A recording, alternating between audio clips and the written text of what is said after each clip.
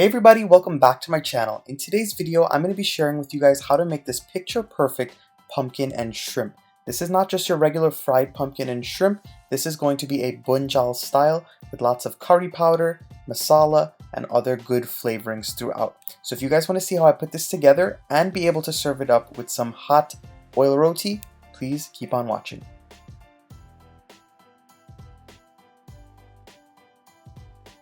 The first thing we're starting off with when making this dish is to season the shrimp. So in a bowl here I have my shrimp that I've washed and I've cleaned well, and I went ahead and I patted them dry with a paper towel. This way they can brown really well when they cook.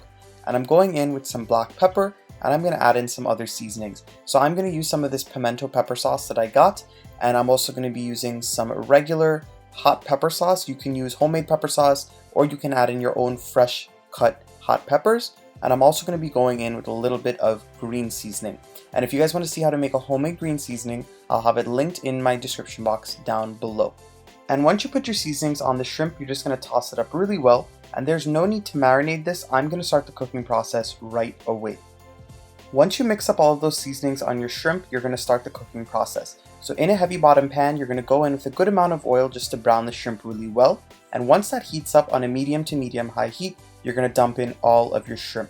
And all you're really trying to do here is cook it for about 2 to 3 minutes, or until the shrimp is about 75% cooked and it is sort of browned on the outside and all of that water releases and reduces from the shrimp. And as you guys can see, that took about no time at all. It was only about 2 minutes. I had my shrimp sitting in the pan, and I'm going to be removing it from the pan now and emptying it into a small bowl. This is what we'll add into our pumpkin later on when the pumpkin is done cooking. And before we actually start cooking the curry, we have to create a little bit of a spice paste or slurry. So in my bowl, I have some curry powder. I'm going to be going in with some garam masala, and this is my family's homemade masala recipe. If you want to see how to put that together, I'll have it linked in the description box down below. And I'm also going to go in with a little bit of turmeric powder or ground dye.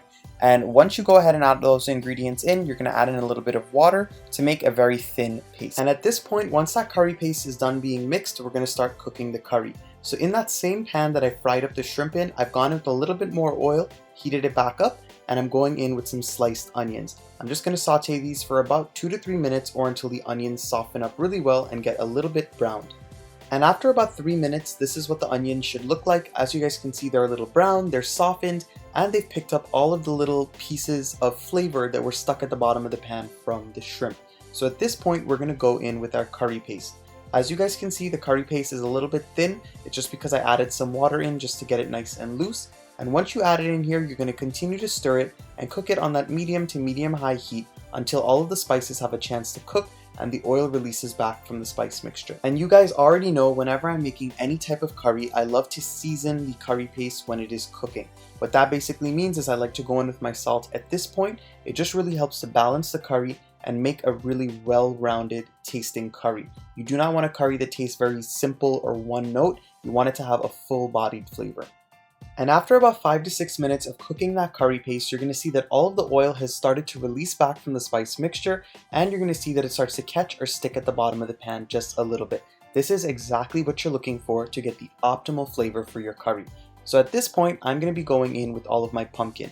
Now this pumpkin was pumpkin that I had cut and that I had frozen. Trust me guys, this is such a lifesaver in the kitchen, especially when you are in a rush and you want a very, very quick dinner. No need to sit there and peel and chop your pumpkin. You have it in your freezer already done. And at this point, after you've added in your pumpkin, you're going to lower the heat to a medium heat, and you're just going to keep on cooking this down or frying it with all the seasonings and the spices until the pumpkin is cooked to your liking.